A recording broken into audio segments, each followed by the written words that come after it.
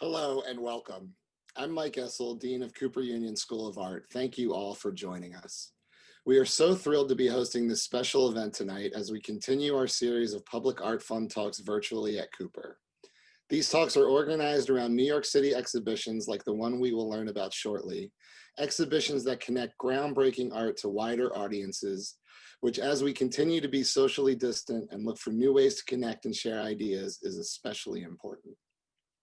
My deepest thanks to Public Art Fund for making this kind of programming possible at Cooper Union. We are fortunate to be able to partner with an organization whose work promoting democratic access to art resonates so deeply with our own founding mission. Like Public Art Fund, the Cooper Union is committed to making meaningful discourse and educational forums accessible to all.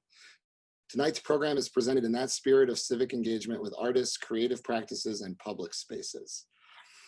Now it is my pleasure to introduce Public Art Fund's curator, Daniel Palmer, who will introduce you to our featured speaker and will be moderating this evening's discussion.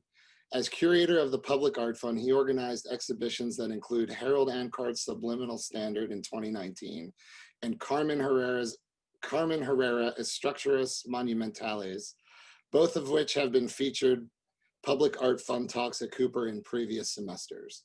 Before joining Public Art Fund, he was the Leon Levy Assistant Curator at the Jewish Museum. He has also written for numerous media, including Art News, the Brooklyn Rail, and Guernica, and more. Please join me in welcoming Daniel Palmer. Thanks so much, Mike, for that great introduction, and thank you so much to Cooper Union for having us. And an especially big thank you to Sam Moyer for this talk and for your brilliant Doors for Doris sculpture at Doris C. Freedman Plaza. Can we bring Sam onto the screen as well? That would be great. Are we in a dual view right now? I hope. Great. So Sam, we're really looking forward to this conversation tonight. And I know everyone is so thrilled who's seen this work in person. And if you haven't, I really encourage you all to get up to Doris C. Freedman Plaza, which is at the southeast entrance to Central Park at 60th and 5th Avenue to see the work in person.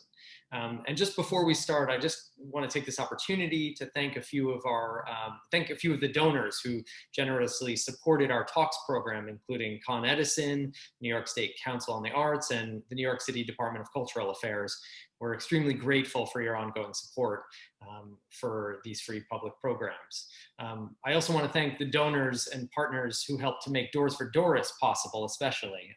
In particular, thank you to the exhibition supporters who have joined us this evening, who are joining us this evening, including presenting sponsor Bloomberg Philanthropies, and Sean Kelly Gallery, of course, Fotine Dimolas and Tom Coate, as well as Kane Griffin Corcoran, Ann and Mel Schaefer, and of course, members of our board, including Linda Lennon, Jennifer New, and Elizabeth Fearon Pepperman. Also, I should just give a brief little note to say that closed captioning is available for this talk that you can find at the bottom of your screen if you would like to turn that on. So Sam, we said I was going to introduce you with, and you handed over a bio for me saying to read the bio. So now you have to sit there while I read your biography. But I do think it's helpful for everyone else who maybe is becoming further acquainted with your work if they're not already. So I'll read this if it's not too painful for you, Sam. Since 2008, Sam Moyer has developed a distinctive language of abstraction that considers questions of value, labor, and beauty. Her practice has evolved from its more conceptual and process-based origins to address formal and theoretical issues regarding the construction of painting. Examining traditional roles of painting and sculpture, Moyer reframes the painted surface as a sculptural field in which fragments of previously used stone are paired with hand-painted canvas to create dynamic compositions. She manipulates these found textures and materials into powerful and evocative abstract works that evince beauty, humor, balance, and chance, employing the handmade and the ready-made. So, Sam, with that, let's begin with a brief discussion about the work, and I'm glad we have this image on the screen, our sort of overall view of the exhibition, Doors for Doris. let's start just with that, and then maybe Miranda can flip on a few of the installation shot pictures. Let's start with a brief overview of the finished work. You know, how would you describe it? How do you describe it? And what was sort of special, just to start, about you know, is special about the finished work here? Well, it's very special. I mean, describe it as in the general essence of the piece, which is it's a 3-part sculpture at the threshold of Central Park. It's, you know, emphasizing this moment where, you know, the bustling energy of Midtown kind of comes to a dead end into the entrance to Central Park, a very narrow entrance into this path. And so I was really inspired by the location that you guys provided by Public Art Fund. And so the sculpture was designed to really feel like it was emerging from the ground, and it was inspired by materials from the park and the city, and while still staying very on topic to my practice. It's completely made via systems that I use in my work every day. And so I think that that's an interesting thing with this. It's not this extraction or specific thing that's outside of how I make things myself with my own hands in my studio. And a big portion of this actually was made in my studio with mine and my assistant's hands. I can't lift it all by myself. So I think that that's an okay jumping off point, maybe. I think that's great. And I think, you know, on the next image, and then perhaps on the image after, some of the good sort of detail shots. Let's see if we could just advance that slide. Yeah, great. Sort of show how you really considered the plaza.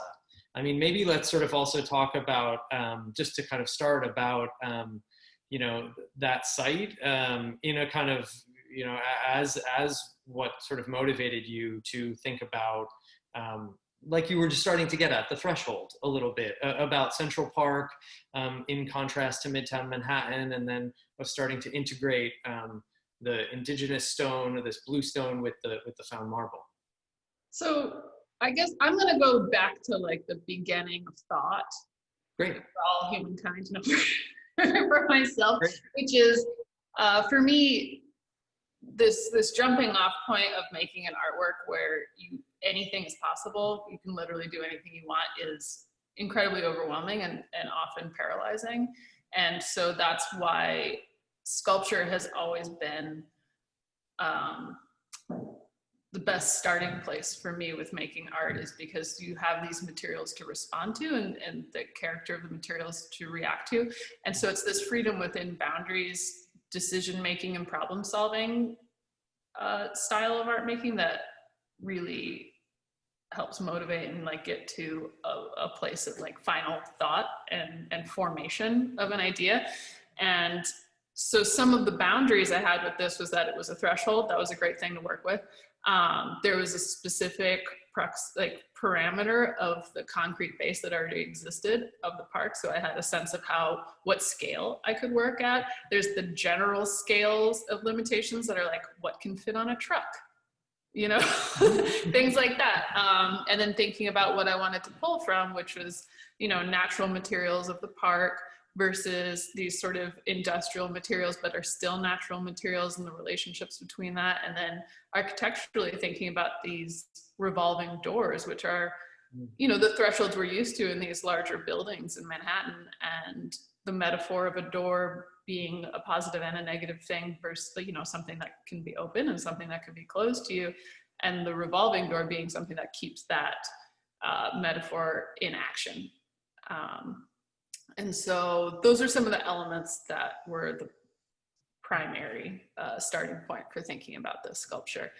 And, you know, because it's public art, I wanted it to have a concept. I wanted it to have an idea that connected it to place and to the people of New York. And so that's where I wanted, you know, the global stone that is the marble that's, you know, immigrated from all these countries to be part of these projects, these interior design architectural projects of the city. And then now they're cast off and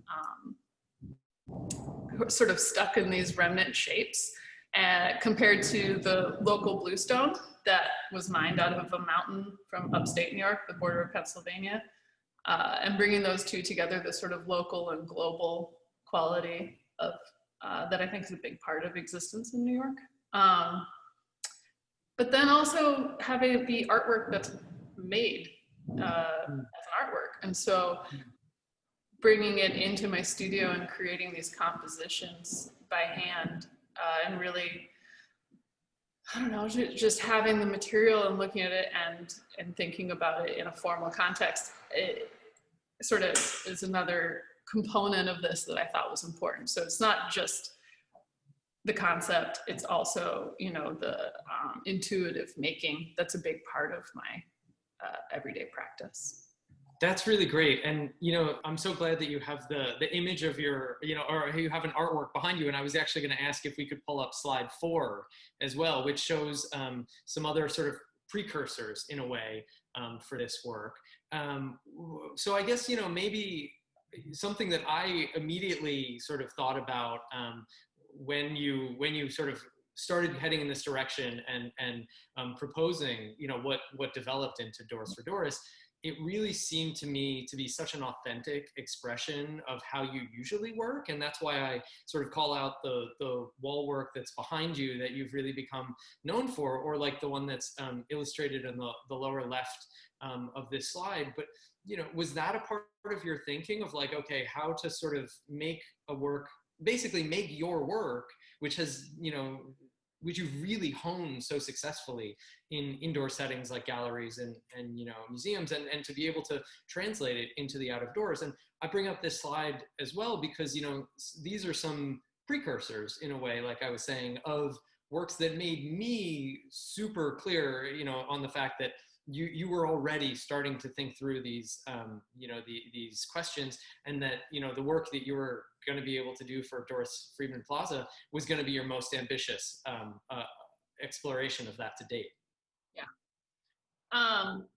Well, I will say that one of the things that is a primary element to my work is the physicality of it, and thinking about the body, even though it's not that I like bodies per se or care about them, but I like the experience of a body interacting with the thing. And so because the experience of the art has always been really important to me. And so and the physicality of making it. And so with my wall works, my hope is that the viewer can sort of have a moment of experiencing the physicality of it being made and that stone moving around, and somehow that stone sort of defying its nature, but sometimes like a whimsical or impossible, you know, defiance of gravity. And, you know, the bottom right-hand slide was a platform that I encourage people to walk across. And so there was an energy between the light source above and the stone, and the sculptures on the top right were really about like the language between painting and sculpture, and how, you know, to create one composition and then create another, and then all of a sudden you have 4 compositions within one piece because each side relates to the other. And then it's really about, you don't experience the piece unless you're really walking through and around the piece. And so that is definitely a direct thing that translated over to Doris for Doris, which is that I wanted people to be able, especially as a public sculpture, walk through it, touch it, experience it from many angles.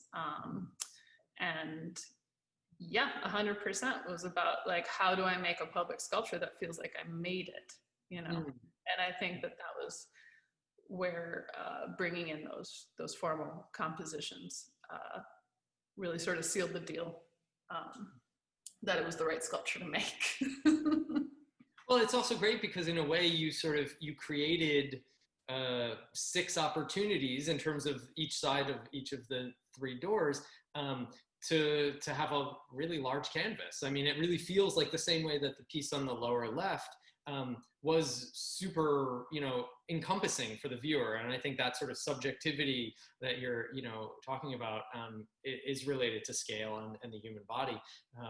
You know, that clearly was on some level a part of, you know, what made each of the compositions for the doors so successful is that you've clearly worked through, you know, these types of considerations for quite some time now.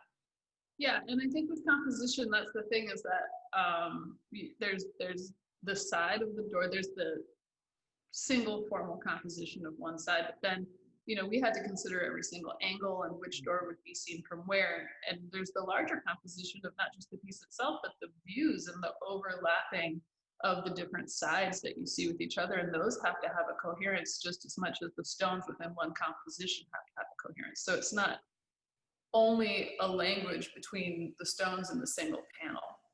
You know, the language has to follow through the whole piece. And so that's where that sculpture actually got complicated. Yeah. Well, besides just the logistics of thing in LA. Well, I'm curious if on the next slide, that's slide number 5, if we can go to that, to sort of, you know, bring back, you know, your this one. If we could sort of talk briefly to bring back, you know, a piece that you did with Public Art Fund in, I believe it was 2010, a previous exhibition at Metrotech. You know, did this sort of partly inform, you know, your kind of thinking about how you approached developing a project for Doris Freedman Plaza, which was more of this time a solo, you know, even more ambitious presentation rather than, you know, a single work included in a group show? And I bring on the right, you know, one of your early sketches for how you were considering approaching the plaza. And obviously there's a lot that has, you know, changed from this early phase to how things turned out. But, you know, do you want to sort of share a little bit about what you've learned sort of from the process of the last time to this time, and also sort of the process of developing, you know, the work over the last, because it's been over 3 years now that you and I have really been working toward this specific, you know, presentation. And maybe we could turn that slide off unless you want to speak to it particularly. I don't care, but I mean, you can stay up. I can stay small. That seems good. Okay, whatever you prefer. Well, I was only 11 years old when I made the first Public Art Fund sculpture. So it's one of the youngest artists to exhibit with Public Art Fund. That was a long time ago. And it was also, so there were a lot of factors in making that sculpture, one of which was fiscal. Because, you know, it's like, I had to figure out how to produce that on like $4. But I don't know that I thought about this piece when I was making the next piece, but I definitely learned a lot about installing in public and what it meant to like invade the public space with your artwork. And that was something I really wanted when I was originally thinking about this piece in 2010. Was how do I make as much visual impact without affecting people's space, without invading the territory too much? And also, you know, I mean, there's some themes that run through it, but using photography as a sculptural material was something that was really important to me back then that I don't really use that much anymore. But really, it was all about the view and the viewer's experience with this. And so all of these trees, I was very taken by the controlled landscape architecture of this plaza, and all of these trees like perfect soldiers lined up. And so I wanted to emphasize that. And so all of these panels are photographs of the ocean that I thought kind of looked like birch wood. And they're all angled to an exact, you know, compass point, basically. So when you approach the park, it looks like all of these trees are dressed up as other types of trees. And then if you approach the park from another side, you don't see them at all. The sculpture completely disappears. So somehow it spans a great amount of space, but also is nothing at the same time. And, you know, I learned while installing that people, you know, it was good exposure into what people's reaction to you changing an environment that they're used to being a certain way every day can be like. And, you know, some people hated it, some people were excited, some people kicked it. I mean, mostly I learned it had to be like very sturdy. But yeah, that was, it's such a different piece. But I think, again, really about like changing someone's everyday routine, whoever would be commuting through that park, without a huge interruption, like a slight change of perspective versus plopping something down that they then have to contend with. And then this early sketch, I mean, I don't know, it's an early sketch. It's like, you have to start somewhere, right? Like this was a wall painting, this was a wall sculpture I had in my studio where I was like, I don't know where the fuck to start. And so I took this off the wall and turned it into a sculpture. And then I was like, okay, we're starting. Like you have to start somewhere. But in a way, I see a lot of what you were just talking about. If, you know, Doris Freedman Plaza it's a site where people have come to expect, you know, there's always going to be a public artwork there, and each artist approaches the site in a different way. Some are much more central with the work, others are more spread out or consider one angle over another. Some, you know, considering the reverse view, exiting the park sometimes, and a lot of what you were just saying about how people. Again, considering the subjectivity of the viewer and how a viewer is going to navigate through the space, this already, and maybe just the fact that, you know, the Photoshop, you know, figure is there walking through that door shows to me at least, and I remember in our early conversations that you were very considerate of this site as a threshold, you know, this site as this kind of, you know, liminal space, the sort of space, transitional space between, you know, the naturalistic kind of landscape park and Midtown Manhattan. And so, yeah, so let's switch off that slide for a second to bring up the, and also I should just kind of make one little addition that was the, we can switch off the slides for a second, that was an image of Sam's work from the 2010 show called Total Recall. Somebody in the comments was asking about that, and that also actually gives me a good reminder that I should have said before. But we'll do a Q&A towards the end of this talk. So if you have some questions you want to ask Sam about the project, or just about life and things generally, I know she likes to answer those kinds of questions too. So feel free to add them in the Q&A section, and we'll get to those shortly. But maybe to then sort of hit on, you know, as we kind of talked a little bit before about that kind of binary between the indigenous stone and the natural landscape of the park, and then the imported stone and you know, Midtown Manhattan, and this site really as a threshold and frame. You know, I mean, do you want to share a little bit more about what the sort of meaning that you were kind of alluding to before of these sort of varied stones really is? And, you know, I mean, obviously there are kind of much more metaphorical interpretations, but then there's also just the kind of literal story for you about, you know, bringing these types of stones together. Yeah, I mean, the Bluestone, so, I mean, one of the most interesting things about New York is that it's a mountainous, it's made out of rock. And so Bluestone's one of the bedrocks of New York. And it's found in both iterations of stone in the park. It's you know, natural rock formations, but also used in pavers and walls. And I think there's even like a Bluestone cafe, something like that in Central Park. And, you know, it definitely, I wanted to use a stone that was natural to the park and a part of the bedrock of New York, and thinking about this foundation that this like massive city was built on. Sort of just like the natural infrastructure of our city, our world, and looking for sources of like what stone is mined and used. You know, Bluestone was the easiest one to come up with because it's gorgeous, and we actually have quarries that, you know, turn it into pavers and plinths and all kinds of things for construction. And so that was one of those like easy. That material sort of handed itself over in that way. But getting the material and getting this you know, monoliths as big as they were was obviously quite a challenge. Yeah, yes, it was. And you know, as someone who often has to like outsource parts of my work, the experience of getting that stone was amazing, because we got it from a guy whose family's owned this mountain for generations, and he has a very special relationship with the stone. And I think sometimes as a maker, part of my job is to step back and let the people who really know the material work the material. And, you know, those arches were a real collaboration between the two of us, because I was basically like, I want some arches, you know, and he could tell what was a good piece of stone, what was going to be structurally sound.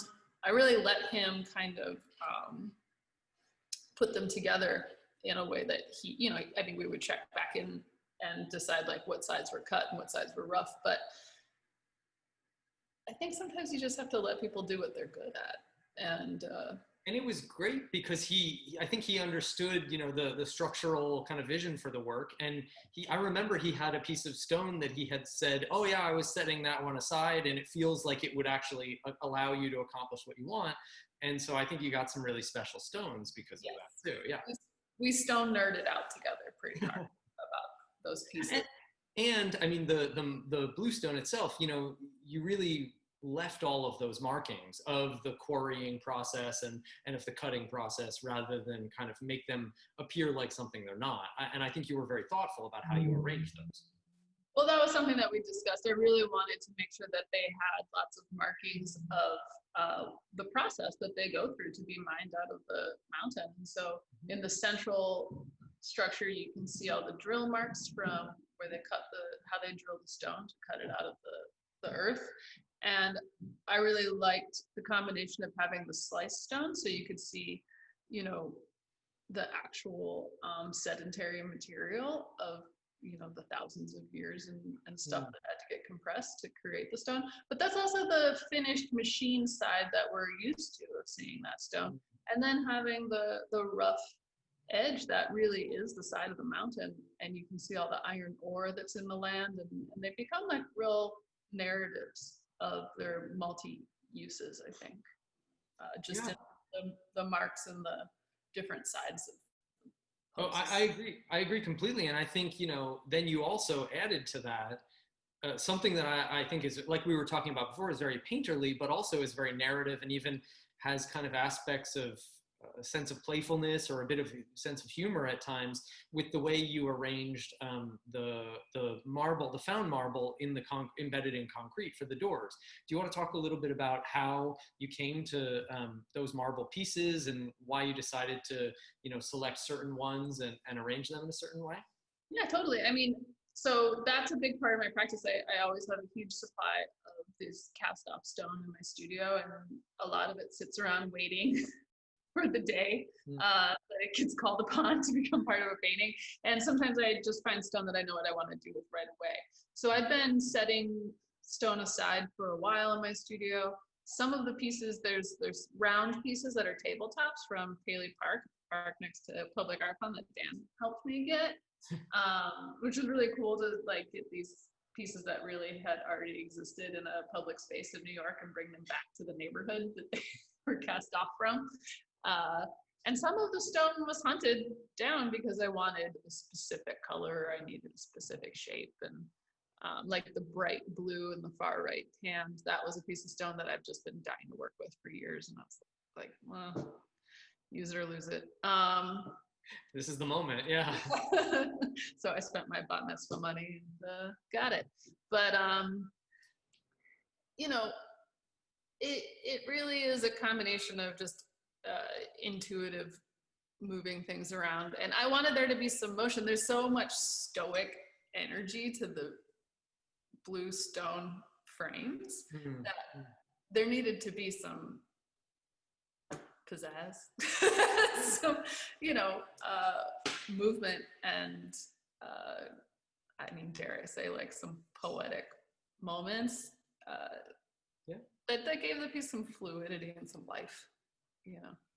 Well, absolutely, and I think it goes back to what we were saying before about, you know, you know how to compose stone. I mean, you do it.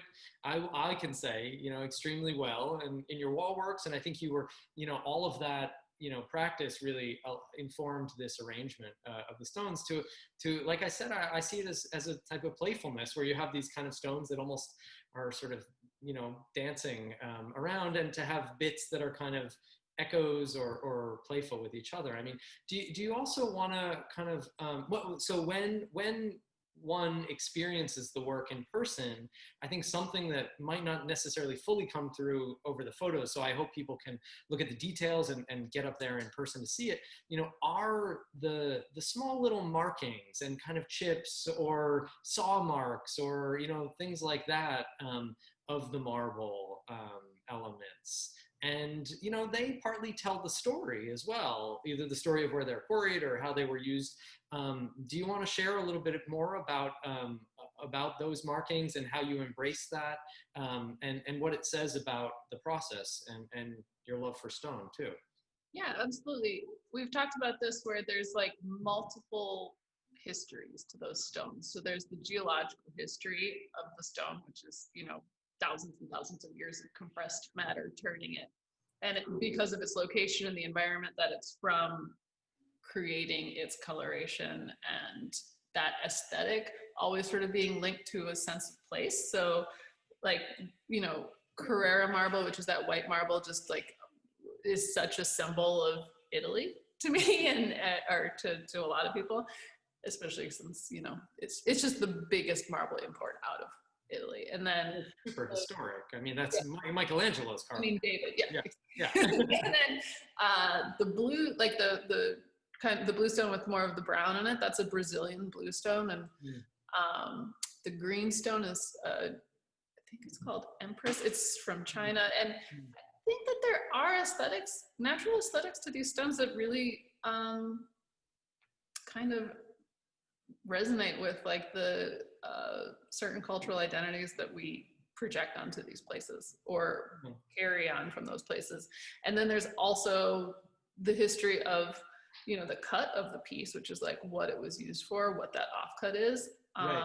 And then there's the bumps and dings of it sitting around in a marble yard or whatever that transports. So there's just multiple layers of history. There's like the original geological history. There's the transport to America. There's the cut of what it was supposed to be or offcast of what it was supposed to be. And then there's the scars and bruises from it being a cast off. Totally. And I think it partly also speaks to the economy of stones of New York City and of interior design projects and, and veneers from fancy lobbies or counters or things like that as well, that I think you've so embraced in the finished product of the work. Totally. And there's like a scale economy of that too, which is like, the grandiosity of marble in a fancy lobby versus like the stone tile in a public bathroom, like it ranges. And ultimately it's just a natural element that is in our everyday life.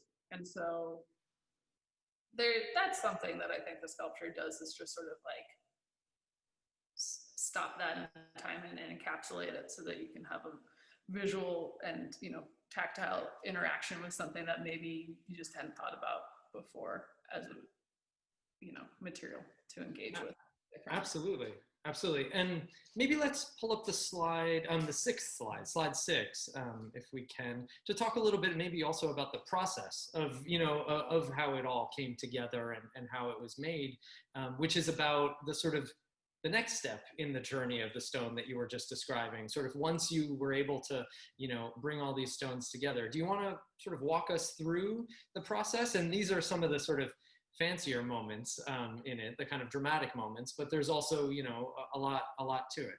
Yeah, sure. So the first thing was having the arches built. So we had those done first so that we could get the measurement of what size the doors could be on the interior. So this was definitely one of those projects where like one thing had to be done so we could move on to the next thing. We couldn't really do everything in a lateral way. It was a timeline for sure.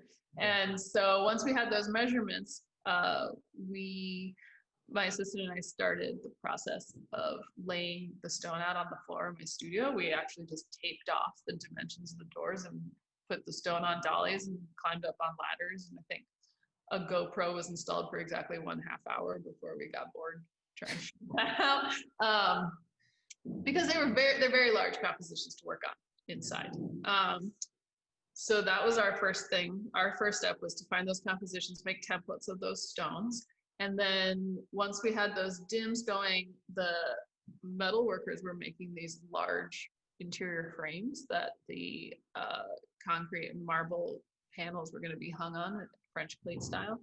So once those frames were completed, we sent the marble upstate, and we laid the stone out into these metal frames that were then backpoured with concrete. And of course, nothing works the way you think it's going to. So it's like a lot of hand mixing concrete.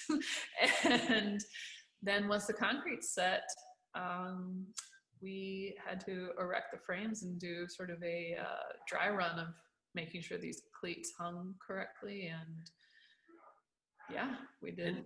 Built the whole. And then let's go to slide 7 as well, which shows then the process of actually installing it at site, which I still can't get over, I have to say. And also to have been doing this and to have the whole thing happen during COVID, where obviously, you know, everything for across the board for most projects was thrown off.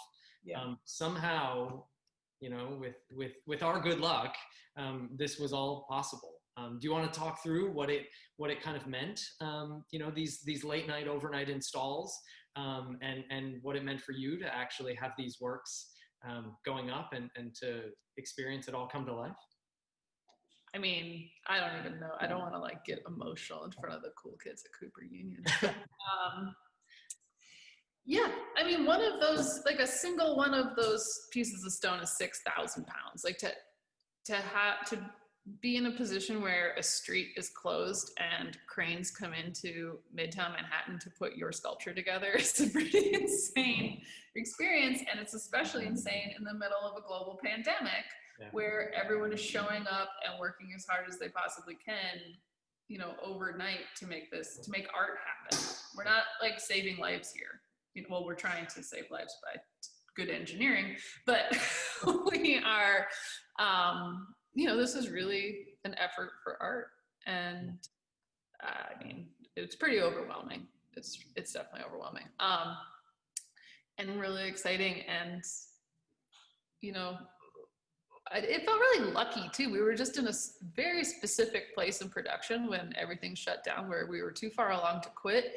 And luckily this was sort of allotted, like the time slot to do this install was right when things started to loosen up a little bit and people were really back in the swing of things work-wise. And so these guys, I mean, put this together like it was nothing, which made me feel good. Always good to have expert riggers, you know, who can bring these things together. Oh yeah. And they were like, it's fine. No, and especially a lot of the sort of very kind of minute details, you know, of how these works needed to be assembled. You know, it was so great to work with a team as incredible as them. You know, to do it together. Yeah, they were amazing. You know, we can turn the slide off, and I want to ask you. I think a lot of the meaning of public art that you were just referencing, of course, makes me think of the namesake of the plaza that this exhibition is displayed at, as well as the namesake, or an homage of the namesake of your work, who is Doris C. Freedman, the founder of Public Art Fund and an incredibly important figure in New York City's history, and especially in you know, the arts in New York City. Would you like to speak a little bit about, you know, why you decided to title the work, you know, Doris for Doris, and a little bit about the legacy of public art? I mean, what does Doris mean to you as an artist? Well, Doris, I mean, her theme was art for everyone, right? And I just think that, what are we doing? Like, the thing that hurts the most about the art world is the exclusivity of it. And I promise no artist has ever made something because they want few and privileged to see it, you know? It is a human experience to appreciate art and to make art. And it comes from like the most intuitive place and desire to share. And so I think that public art's one of the purest ways, when done well, it's one of the purest ways to, you know, have that be an experience for everyone. And, you know, the best it can do, I think, is slightly change someone's perspective, slightly open someone up to see something that they hadn't seen before, know something they didn't know they wanted to know. And I think that Doris's effort to bring that and maintain it. You know, it's not just this, like, I did this project, let's move on. You know, it's a legacy of maintaining this, you know, fresh perspective with these rotating exhibitions is an incredible thing to have brought to New York, to the people of New York. And so I think sometimes as artists, we forget like what had to happen for us to do the things that we are getting to do. And sometimes you just need to take a beat and recognize like what efforts, you know, a woman in 1977 had to do to make these projects possible. And so, yes, the plaza is named after her, but I've never heard someone be like, Doris C. Freedman, meet you at Doris C. Freedman Plaza.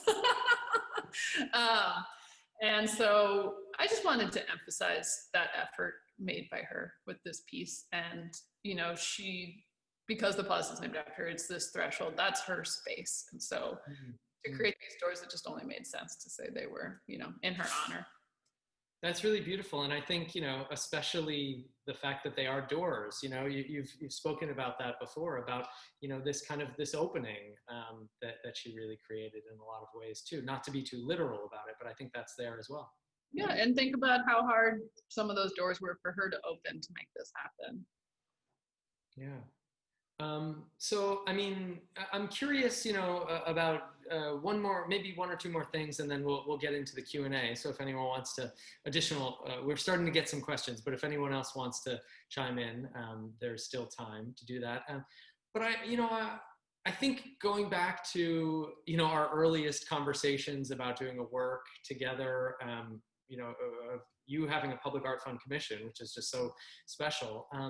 You know, I think there was a lot, obviously, I'm sure, of thinking about what it could mean to sort of have the work there. And I know you really, especially with the legacy of Doris Freedman and all the other great artists who have worked before to create public art fund projects and specifically projects at this site. I know you thought a lot about that, and I know you took that responsibility really seriously. You know, what are your hopes for the work now that it's up? You know, and we should tell our audience it'll be up for just about a year until September of 2021. So, what are your hopes for the work as it's on view for the next, you know, almost a year now? Oh, sorry, 1 year. 1 year? No. We don't get no permanent yet. Well, I mean, my expectations are already surpassed. You know, I've visited the site a few times, and to see people actually like stop and read the text and touch the stone and walk through it, and seeing kids run through it, and somehow it's just sort of like adapted itself immediately into the environment in this really natural way, and that's enough for me. It just, you know, what we hear people arguing like, oh no, it's been here forever. What are you talking about? Like, if someone thinks that it's been there forever, then it's successful. That's a major success. Yeah. So yeah, my hope is that it's just, you know, I guess enjoyed.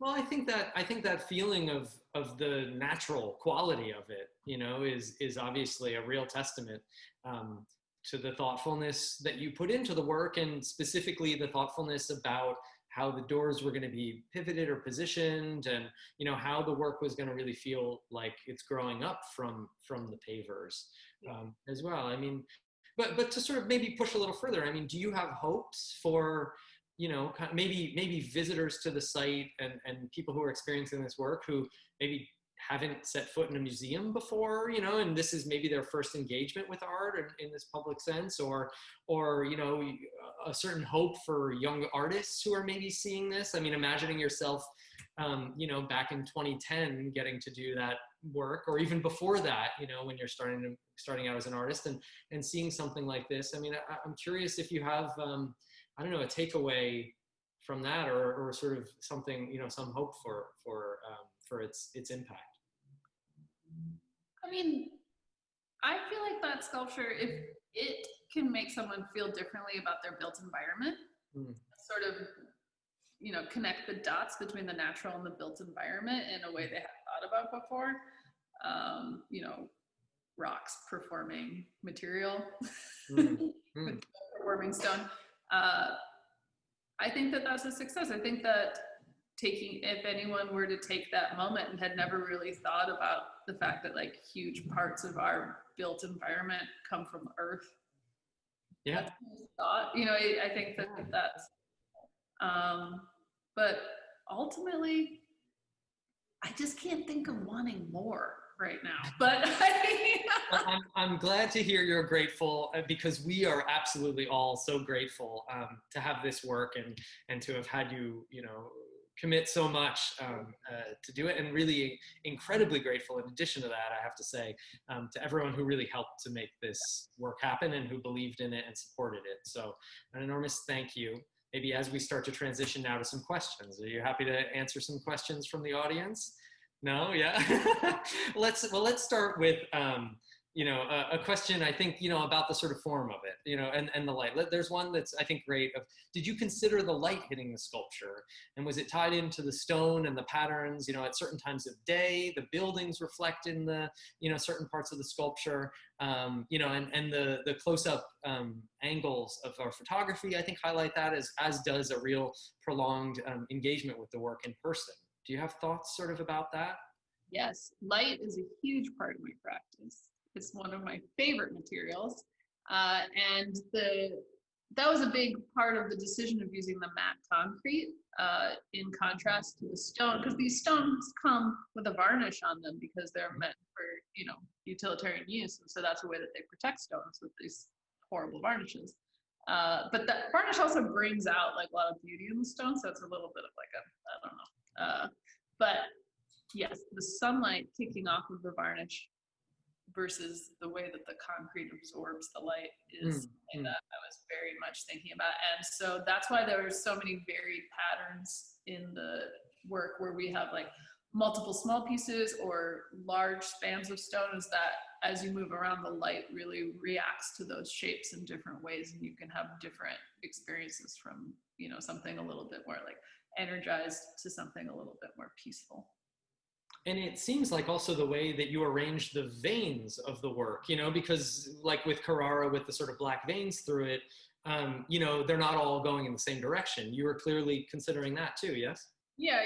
I mean, I think that's what I'm saying when I'm saying that there's like 50 compositions in the composition. It's like, yeah. You have to think about how the light's interacting. You have to think about how the veins are moving. On that darker gray side of the sculpture that faces, like if you see it coming from the park towards the street, that stone almost disappears into the concrete, and the slightly lighter white veins look like drawing, like marks.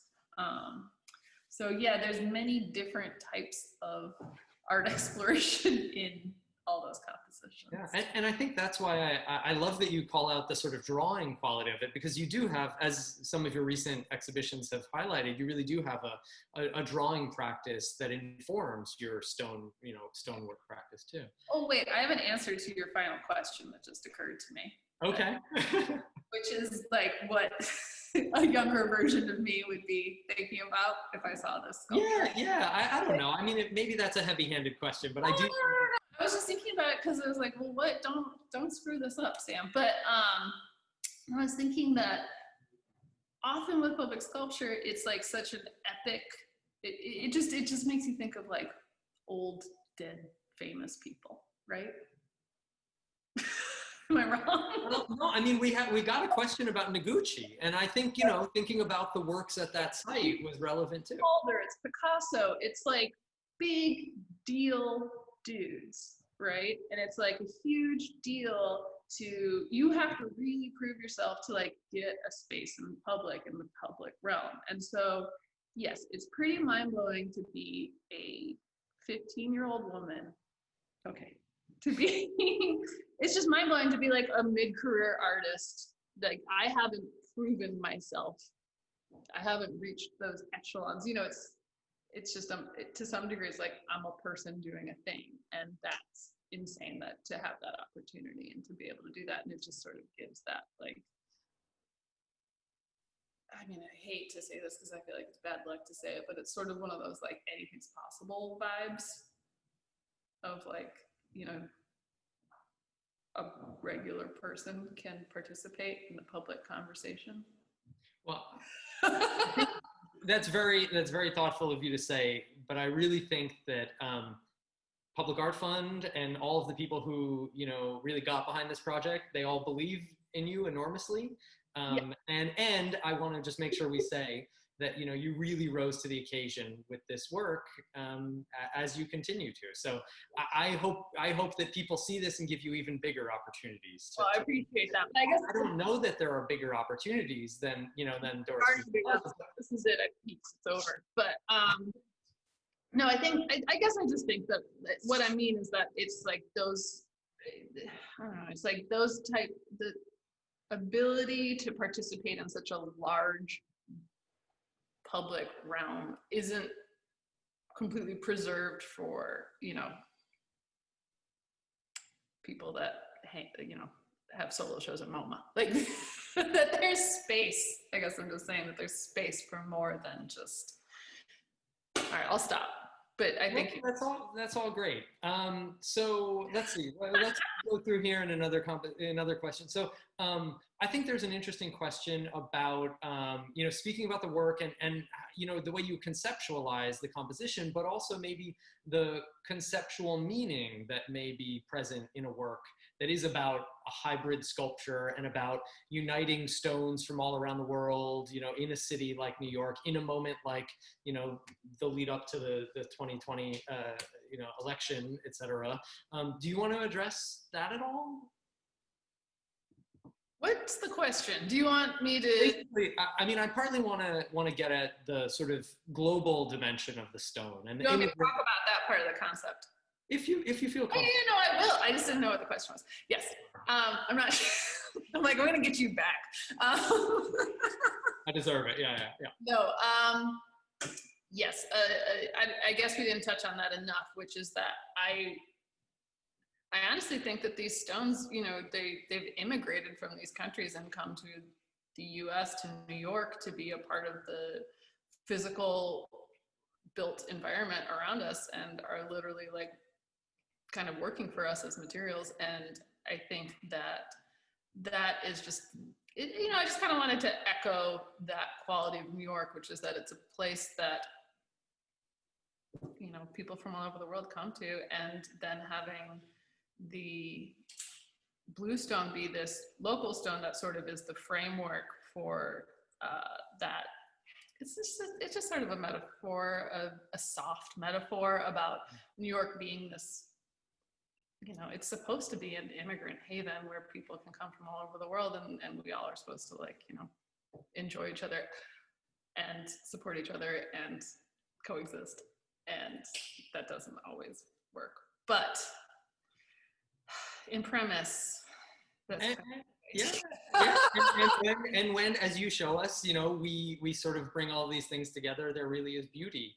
And especially, I think, and I highlighted this a little bit in my curatorial text, but for the work, but that we're sort of in contrast to each other, of course, but that really brings out our strengths sometimes, you know, like you were saying, to see the white stone against the, you know, another color stone really makes it sort of pop, and you see those, you see the differences, of course, but that those are strengths. It's also that, you know, this stone carries its history with it, no matter what use it was. And I think that also can kind of translate into the immigrant narrative, which is that, you know, we need to embrace and celebrate all of these things. And I don't know, I'm a very proud New Yorker. I really love New York. And I think that the great thing about New York is that it is tough.